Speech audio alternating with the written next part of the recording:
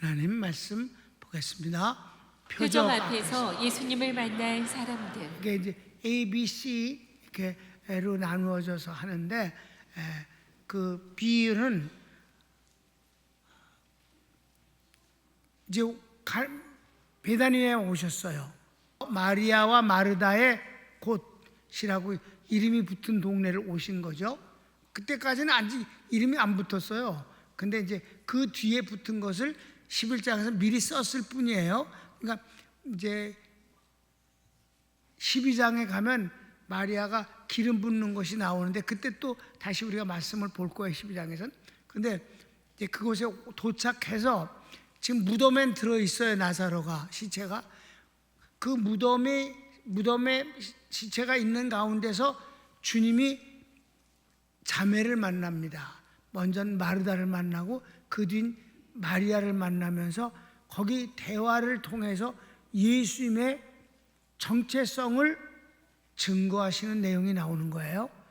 여러분, 내가 이걸 몇 번이나 얘기를 했지만은 5장부터 11장까지 사건이 있고 그 사건을 통해서 주님이 어떤 분이라는 것을 선언하시잖아요. 근데 이런 선언이 마태, 마가, 누가 보면 없단 말이에요. 요한복음에만 있는 깊이 있는 복음입니다. 그러니까 사건도 아주 중요하지만 사건을 통해서 주님이 우리에게 선언하시는 당신이 누구라는 바로 그것이 더 큰 복음임을 아시기 바랍니다. 그걸 공부하고 있고 그걸 연구하고 정리를 해서 여러분에게 전하는 그것이 담임 목사로서 아주 행복하고 뿌듯하고 보람이 커요. 이해를 좀 해주시면 좋겠고 같이 즐거워했으면 좋겠다. 자, 서원을 읽읍시다. 시작. 예수님의 복음 사역 가운데 말씀과 치유는 언제나 하나입니다. 언제나 일상적으로 치유해 주십니다.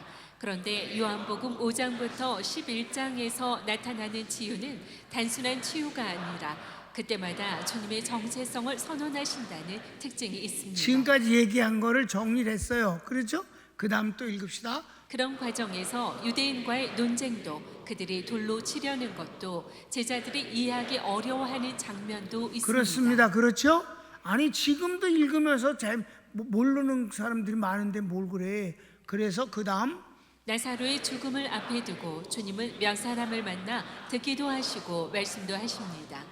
여기 몇 사람은 마르다를 먼저 만나고 마리아를 만나고 그 다음에 유대인들을 만나신단 말이에요. 그 다음에 마르다를 만나신 예수님. 그러니까 첫 번째 마르다를 만나시는 주님, 마르다와의 대화에서 나오는 그 주님의 정체성의 선언을 우리가 공부하도록 하겠습니다. 가르치기 1번. 나사로가 죽은 지 나흘입니다. 나사로는 사람이 떠난 후 곧 사망한 듯합니다. 유대 장례 풍습은 당일 해지기 전에 매장합니다. 예수님께서 이틀 후 베다니로 오신 하루 이렇게 나흘이 지났습니다. 거리는 42km. 네, 17절을 읽을까요? 예수께서 와서 보시니 나사로가 무덤에 있은 지 이미 나흘이라. 네, 2번. 베다니는 예루살렘에서 가까우므로 조문객이 많이 왔습니다. 아주 가까워요. 베다니는 이 설명을 하면 예루살렘은 아주 높은 성입니다.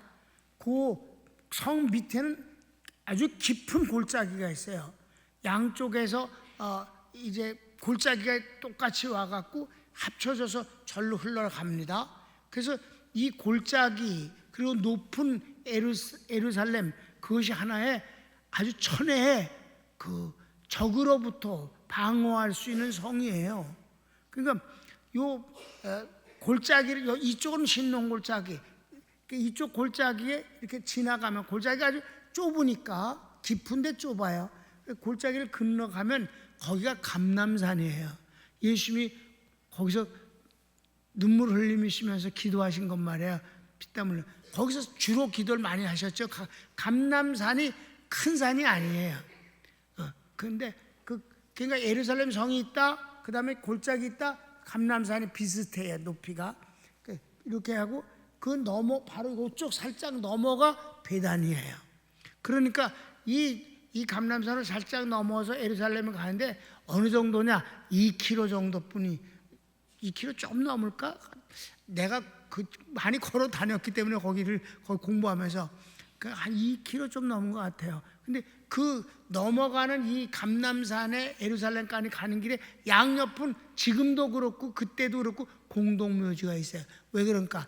그리스도가 오시면 죽은 사람이 부활해서 그분을 만난다고 그래갖고 그건 일종의 거짓말이잖아요. 내려오는 전례에 되어진 말이에요. 그러니까 거기다 그 공동묘지가 쭉 있습니다. 그러니까 살짝 넘어간 동네가 베단이거든. 가깝단 말이에요. 가까워. 그러니까 이 말이 무슨 말이냐?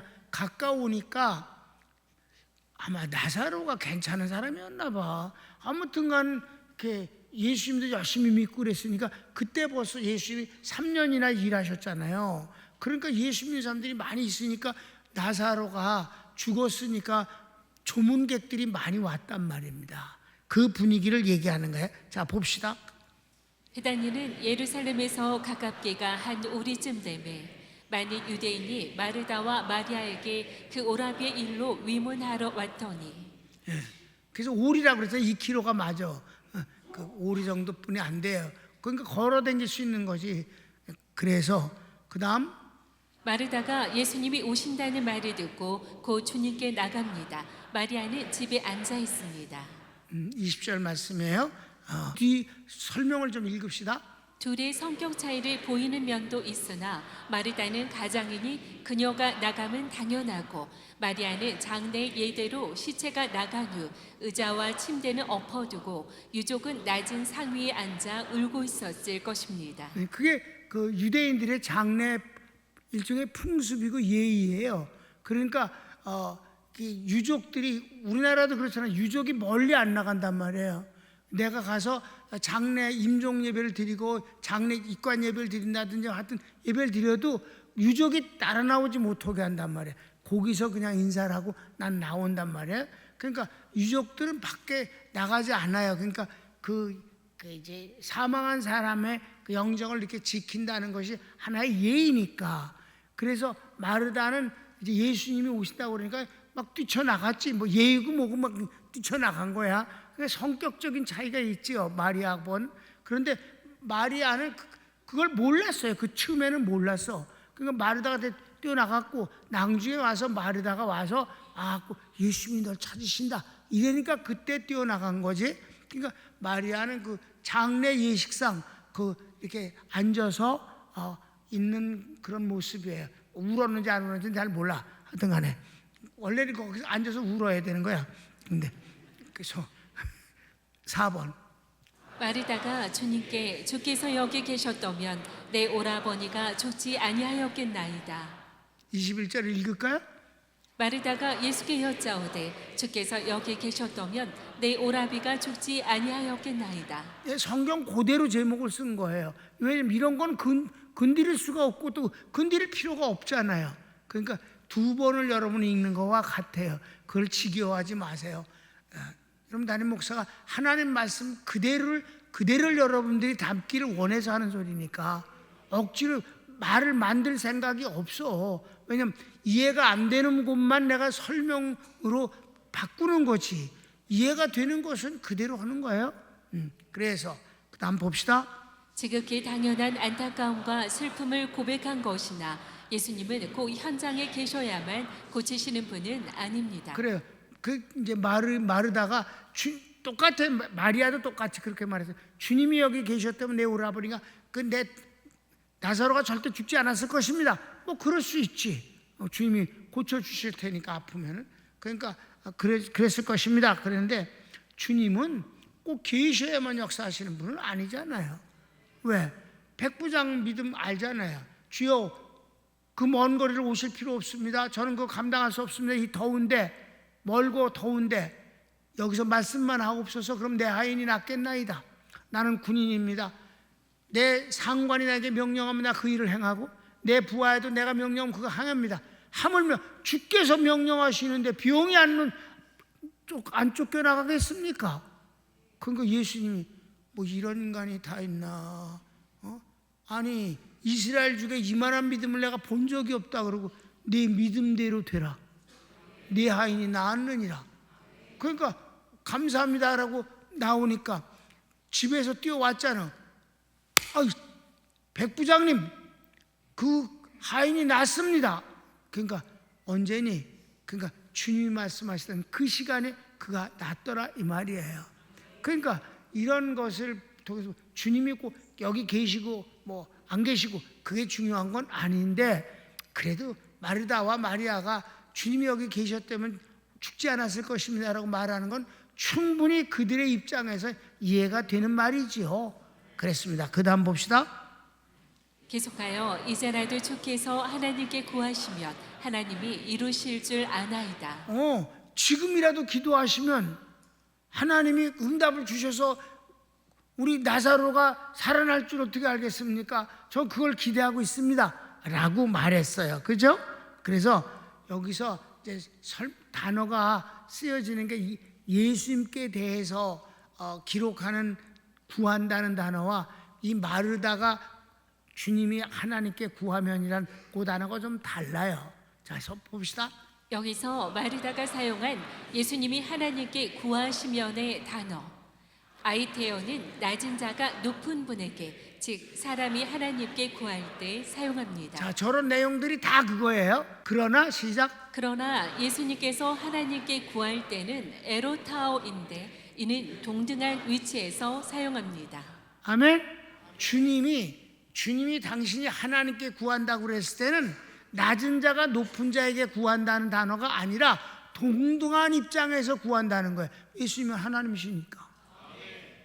그럼 그 동등한 입장에서 구하는 거기만 16장만 한번 봅시다. 자, 시작. 그날에 너희가 내 이름으로 구할 것이요 내가 너희를 위하여 아버지께 구하겠다 하는 말이 아니니. 네, 바로 이때 내가 아버지께 구할 때라는 단어가 동등한 입장에서 구하는 것이다. 여기서 정체성이 나오는 거예요. 주님과 나는 하나다. 같은 하나님이다. 아멘. 그러니까 마르다는 그렇게 생각 안 하고 예수님을 어떤 정도로 봤어? 뭐 동등하고는 택도 없는 소리고 그저 선지자 정도 되지 않을까? 뭐 이렇게 생각해서 밑에서 위에 사람에게, 사람이 하나님께 구하는 것으로 단어를 썼다 이 말이에요. 여기서도 주님의 정체성을 분명히 하셨잖아. 아멘. 그래요. 그래서 시작. 그러나 나는 이제라도 주께서 무엇이든지 하나님께 구하시는 것을 하나님이 주실 줄을 아나이다. 아멘. 그렇게 했어요. 그래서 6번. 예수님께서 내 오라비가 다시 살리라. 마르다가 마지막 날 부활할 때는 다시 살 줄을 아나이다. 그러니까 이 마르다가 신앙이요, 이렇게 뿌리 깊은 게 아니에요. 그래서 구할 때는 여기 계셨다면 오라비가 죽지 않았을 것입니다. 이제라도 주님께서 하나님께 구하면 뭐가 될 줄로 저는 믿습니다. 그러니까 예수님이 네 오라비가 살아날 거다 이랬으면 아멘 그래야 되는데, 부활의 날은 살 줄 믿습니다. 이제라도는 뭐하러 한 말이야. 그러니까 이게 마르다는요, 이 사람이 타고난 것 같아. 아무래도 조금 있으면 마르다가 굉장한 고백을 해요. 최고의 고백이에요. 주는 그리스도십니다. 하나님의 아들이. 이거는 베드로가 한 고백 그거라니까. 그런 고백, 성령님이 그런 고백을 해주셨어. 근데 다음 시간에 보면 예수님이 나사로 살리시려고 그랬을 때 문을 열어놔라. 무덤의 문을 열어라. 그랬더니 무슨 짓을 하십니까? 지금 죽은 지 나흘이라서 썩은 내가 나는데요. 이 지랄하면서 말렸다니까. 그러다가 뒤지게 혼났어. 예수님한테. 닥쳐라. 그러니까 여러분, 도마도 제자 중에 하나가 좀 이상해서 갑시다, 주님과 함께 죽으러 갑시다, 이런 주책을 떠는 인간도 있었지만, 마르다도 믿는 것 같으면서 딴소리라고, 또 하다가 또 딴소리라고 이런다 이 말이에요. 근데 주님은 막 그렇든 저렇든, 그런데 주님은 마리아를 아주 사랑하셨어요. 마리아도 말은 없지만 주님을 아주 사랑했고, 그 마리아하고 예수님과의 관계와 마르다하고 예수님 관계는 전혀 달라. 그래서 부활하셨을 때 주님은 마리아에게만 나타나셨어. 아멘? 마르다는 어디 있었는지 알지도 못해. 잤을 거야 아마 그 새벽 시간에. 내 생각이 그래. 예수께서 가라사대 내 오라비가 다시 살리라. 마르다가 가로되 마지막 날 부활에는 다시 살 줄을 내가 아나이다. 부활할 때 다 살지 그러면. 그러니까 뭐야? 주님이 지금 나사로가 살리라 하는 것을 그 글의 어휘를 읽으면 지금 살리겠다는 거예요. 그랬더니 마르다가 에이 부활의 날은 살 줄 나는 믿습니다. 있다고 입을 다물든지 그랬다 이 말이에요. 7번 읽읍시다. 예수님께서 나는 부활이요 생명이니 나를 믿는 자는 죽어도 살겠고 무릇 살아서 나를 믿는 자는 영원히 죽지 아니하리니 이것을 내가 믿느냐 하십니다. 그 다음에 그 설명을 좀 봅시다. 나를 믿는 자는 죽어도 살겠고 성령 내주 이전 믿는 자. 그 다음에 살아서 나를 믿는 자는 영원히 죽지 아니하리니 성령 내주 이후 믿는 자. 아멘. 그것이 말하는 거예요. 믿고 죽은 사람은 다 구원을 얻는 거예요. 구약의 모든 성도들이. 아멘. 아브라함도 다 믿고 죽은 거예요. 그런데 살아서 나를 믿는 자는 성령님이 내주한 사람은 영원히 죽지 아니하리니. 이건 육신을 말하는 게 아니니까. 아멘. 그러니까 얼마나 이 성령 내주의 주인공이 얼마나 중요한가를 알 수 있지 않습니까? 근데 이런 말을 하는 사람이 없어요. 우리 교인 빼놓고는. 복음을 안다는 건 그건 하나님의 은혜인 것 같아. 은혜. 정말 그건 은혜인 것 같아. 그리고 복음을 모르면요, 이거 싫어해요. 복음 싫어해. 여러분은 복음을 좋아한다는 것 자체가 복음의 사람이라서 그런 거예요. 자, 그래서 그다음 거 마르다가 주여 그러하여다. 주님 그리스도시요 세상에 오시는 하나님의 아들이신 줄 내가 믿나이다. 얼마나 정확한 고백이야. 그리스도시고 하나님의 아들이래잖아. 그러니까 이게 베드로가 고백한 거하고 똑같아요. 마태복음 16장에서. 이건 성령님이 도와주셔서 이 고백을 하게 된 줄로 믿습니다. 그런데 인간적인 면에서 그의 그 인간적인 면에서 마르다는 믿음이 아주 부족해요. 여기까지. 그래서 주님의 그 설명 읽자. 주님의 정체성의 선언에 대한 믿음의 고백입니다. 주님이 아주 기뻐하실 만한 믿음의 고백을 한 거예요. 여기서 주님 말씀 안 하셨지만 베드로에게 이를 내게 알게 하냐 내가 아니라 하늘에 계신 아버지시니라. 이 말씀을 마르다에게도 하실 수 있었을 그런 상황이에요. 근데 그냥 여기서 끝났어요. 왜냐하면 여기서 중요한 거는 주님이 그 슬퍼하는 두 자매에게 나타나셨기 때문에 그런 분위기가 아니야. 2번 마리아를 만나신 예수님. 이제 마리아를 만나시는데 여기서는 정말 마리아와 예수님이 그 마리아가 예수님에 대한 믿음과 사랑, 의지함의 그 절절함, 그리고 이 마르다에게 나타내셨던 주님 전혀 아닌 주님이 펑펑 눈물을 흘리시는 모습, 이건 사랑의 관계 때문에 그런 것이다. 아주 아름다우니까 두 분이 사랑해. 한번 봅시다. 가르치기 1번. 마르다가 예수님을 만난 후 집에 가서 마리아에게 선생님이 너를 부르신다 하니 마리아는 급히 일어나 예수님께 갑니다. 예수님은 아직 마을 입구 마르다를 만난 그곳에 계셨습니다. 성경을 읽을까요? 이 말을 하고 돌아가서 가만히 그 형제 마리아를 불러 말하되 선생님이 오셔서 너를 부르신다 하니 마리아가 이 말을 듣고 급히 일어나 예수께 나아가매 예수는 아직 마을로 들어오지 아니하시고 마르다의 맞던 곳에 그저 계시더라. 알겠죠? 무슨 분위기인지? 그 마을 입구에 계셨었어요. 그래서 왜냐하면 거기선 오히려 마을 입구에선 나설의 무덤이 가까워요. 그 다음 봅시다. 마리아가 급히 나가니 유대인들이 곡하러 가는 줄 알고 따라갑니다. 왜냐하면- 마리아가 예수님 발 앞에 엎드려 주께서 여기 계셨다면 내 오라비가 죽지 아니하였겠나이다 하더라. 31절 32절 하나도 어려운 말이 없으니까 그냥 그대로를 그냥 읽읍시다. 시작. 마리아와 함께 집에 있어 위로하던 유대인들은 그의 급히 일어나 나가는 것을 보고 곡하러 무덤에 가는 줄로 생각하고 따라가더니 마리아가 예수 계신 곳에 와서 보이고 그 발 앞에 엎드려 가로되 주께서 여기 계셨다면 내 오라비가 죽지 아니하였겠나이다 하더라. 마르다와 똑같은 마음이에요. 그건 뭐 그 슬픔과 그 아쉬움과 그 간절함이 솟아나오는 말이에요. 그랬더니 예수님께서 마리아가 울고 유대인도 우는 것을 보시고 심령의 통분이 여기시고 민망히 여기십니다. 그리고 그를 어디에 두었느냐 주여 와서 보시옵소서 하니 예수님께서 눈물을 흘리시더라. 여기까지 보는 거예요. 그 내용을 한번 보면은 예수님이 마리아가 와서 그 발 앞에 엎드려서, 마르다는 그렇게는 안 했어요. 마리아는 발 앞에 엎드려서 주님이 여기 계셨다면 내 동생이 죽지 않았을 것입니다 라고 말하면서 아주 창자가 끓어오르는 눈물을 흘린다 이 말이에요. 그러니까 옆에 있었던 유대인들이 같이 그 조문을 했던 그 유대인들이 같이 눈물을 흘리는 거예요.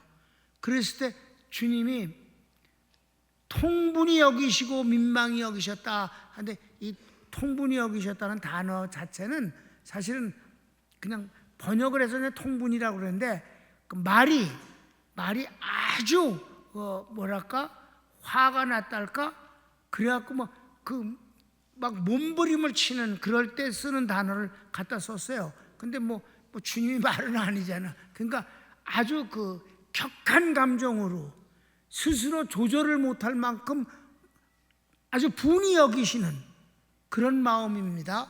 그 통분이 여기시고 민망히 여기셔서 할 말을, 그래서 여기서 말을 안 하셔요. 할 말이 없어. 근데 왜 그랬습니까? 왜 그렇게 주님은 통분이 여기셨을까? 그리고 이 두 자매가 그렇게 울잖아요. 그리고 주님이 계셨다면 안 죽었을 것입니다.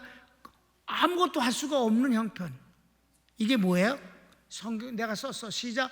주님의 통분이 여기심은 사랑하는 나사로가 사망 손에 삼킨 바 되고 슬픔과 절망 외에 방법이 없는 인간의 비참함에 대한 분노입니다. 자, 그래서 주님은 눈물을 흘리십니다. 주님이 막 아주 민망히 여기시고 통분히 여기셨다. 왜?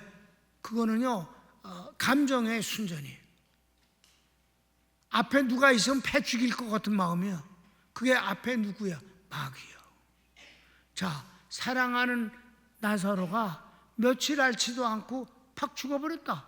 사망 권세자 앞에서 무기력해서 죽어버릴 수 없는 나사로, 죽은 동생을 이걸 어쩔 수도 없이 살릴 수가 없는, 매장을 해야만 된 뒤, 매장을 하고 나서 그 허탈함과 그 슬픔을 어떻게 표현할 수가 없어서 눈물만 흘리고 있는 이 자매의 모습을 보면서 주님이 누구에 대한 분노인 줄 아세요?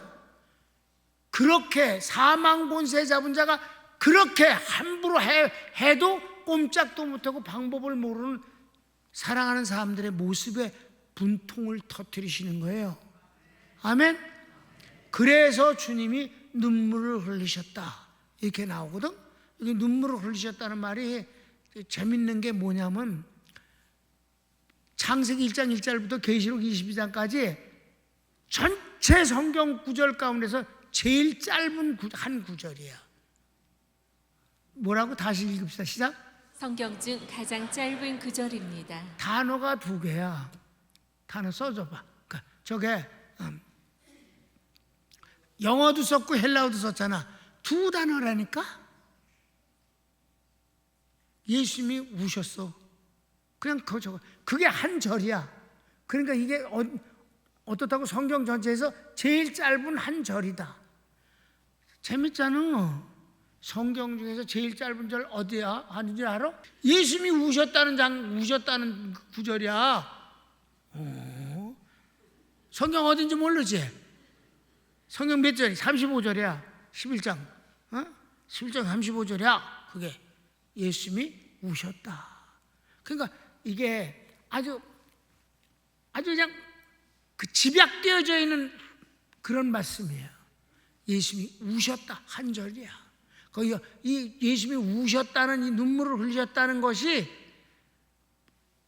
모든 분위기를 종합해서 말씀해 주신 거예요. 예수님의 마음이야. 아멘.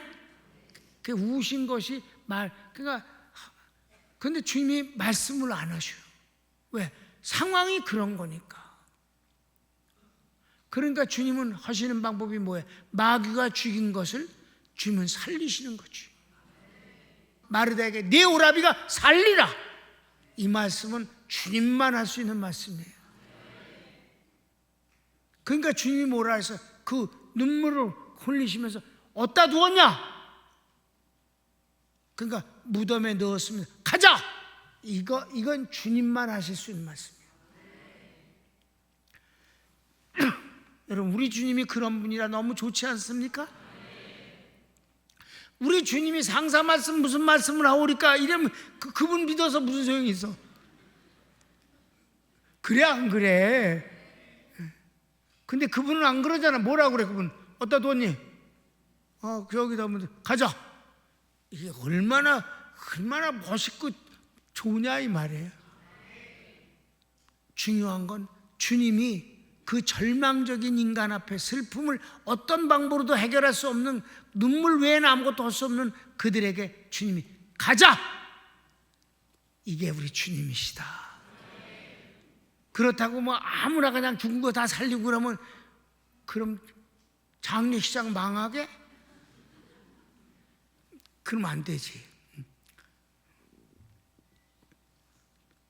하나님이 특별한 그 섭리 가운데서만 일어나는 일이지요. 그런 가운데서 주님이 자기 정체성을 드러내신다. 나는 부활이요 생명이다. 그렇기 때문에 모든 자를 살려내라 그건 아니고 언제는간 모든 자를 살려내시지. 아멘. 그분이 재림하시면 여러 상황을 앞만 봐도 주님 공중 재림 외에는 답이 없습니다. 인간의 노력도 한계가 있는 거고 방법도 뻔한 방법은 다 아는 거예요. 근데 그 방법이 안 먹히는 게 문제인 거예요. 당연히 잘 되어야 되는 방법을 해도 안 된다. 그 선교사님들 뭐 아주 이렇게 위로를 좀 하려고 그래도 뭐 7%뿐이 안 되니까 젊은 사람들은 안 오고 노인들만 온다면 노인들이 또 주도를 하는 거예요. 그러니까 이 사람이 이제 노인들 50대 이상은 주도를 하지 말고 젊은 사람이 주도하게 하고 당신들은 서포트만 해라. 이런 식으로 분위기를 하는데 젊은이들이 있어야 뭘 세워서 일을 하게 하지. 모든 면을 살펴보건대 주님 재림은 가깝다고 생각되어집니다. 어찌 됐든 간에 우린 주님이 오시는 날까지 잘 하면서 아름답게 살아봅시다. 이런 주님이 내 주님인 것을 기뻐하면서 말입니다. 손을 모읍시다.